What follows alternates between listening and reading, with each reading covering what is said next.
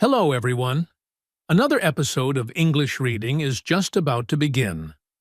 I want to share a story with you. But not just any story. It's mine. A story of how my life was changed by learning English. And I believe the same can happen for you. Anyways, I grew up in a small village. From that particular village, none of them could speak English. We spoke one language and used it for just about everything, while at school, at home, or out on the streets. English was a language from afar. It was flying away to another world. I used to think that I might never need it. I was sure that I could never learn it. One day, however, some dirt stirred the pot. I was in school. The teacher brought in a small CD player and said we were to listen to a story. The story was in English.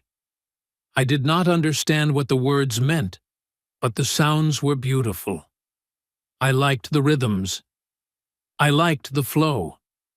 It spurred my curiosity to want to find out what that word meant. I wanted answers. That was the very first spark of desire to learn English that day. At first, I was scared. English looked so hard. The letters looked so different. The words felt so alien. I had no idea where to begin. But I remembered what my teacher always said. One small step every day. So that was it. My first step was the alphabet. A BCD. I would sing the alphabet song every morning. It was something so fine, but so minuscule. That was where my story started. I felt proud at that moment. Then I went on to learn tiny little words like cat, dog, sun, book. I wrote them in a notebook. I made flashcards. One side had a word, on the other, a picture. I played these games with my sister. And we laughed, messed up, and learned together. Slowly, my grasp started to develop. After learning some words, I began reading short stories. The first I read was about a cat named Max. Max was lost and came back home. The story was simple, but felt special. I understood the beginning, the middle, and finally, the end of it. A little tear rolled down my cheek when Max was found by his family. That day, I realized something powerful. I could read in English. I could experience some feelings through another language. The feeling of joy was immense. Then I started writing. At first, just one sentence a day. My name is Ali. I like apples, and the sky is blue. Each sentence felt like a victory. I had a notebook just for writing. I wrote about my school, about my dog, and my dreams. I messed up so many times that I just never stopped. I corrected myself and kept moving on. Writing reminded me of the words I had learned, helped me build sentences, and express myself. I slowly felt more confident. Listening helped me with my learning, too. I sang along with English songs. At first, though, I had no clue what the lyrics actually meant, which didn't prevent me from singing. After a while, I searched for the meaning. I jotted down the words in my notebook and sang the songs again. Music made learning fun. I also watched cartoons in English. I loved a cartoon about a clever dog. The dog was funny and kind. I kept watching the same episode again and again. I laughed through the lessons. Something incredible happened one day. A tourist arrived in my town. She was from Canada. She didn't speak our language, and nobody could talk to her. I was overwhelmed with nervousness. Then I approached the woman and said, "Hello, how are you?"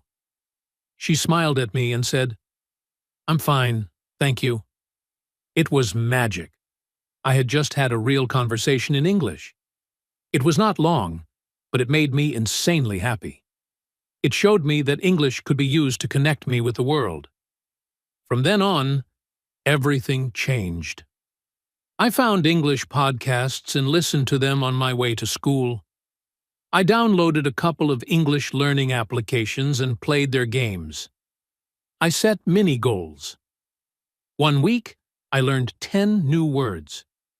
The following week, I spoke for 5 minutes without stopping in English.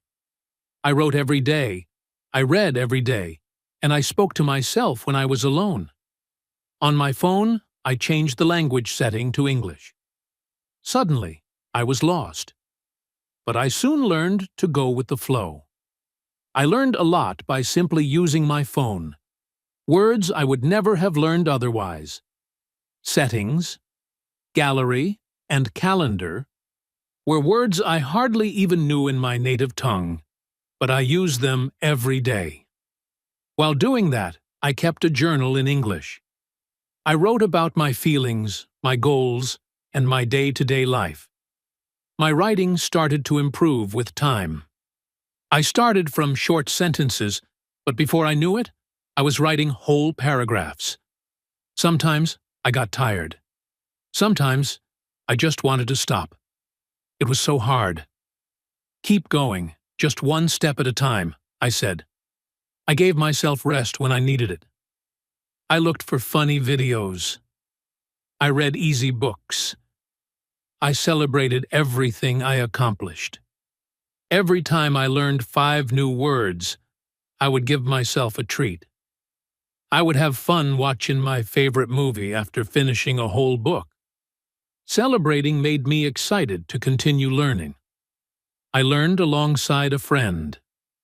Her name was Aisha. We got together once a week to practice and support one another. We could laugh about our mistakes. We played games in English. We talked about our dreams. Everything was easier and much more fun when you learn with a friend. If you find someone to share this experience with, it will help you so much. I also listened to my voice. I read stories out loud and recorded myself saying them. Then I'd listen to the record. At first, it felt awkward. I didn't like my own voice. But it helped me identify my mistakes and improve pronunciation. Every week, I read a story.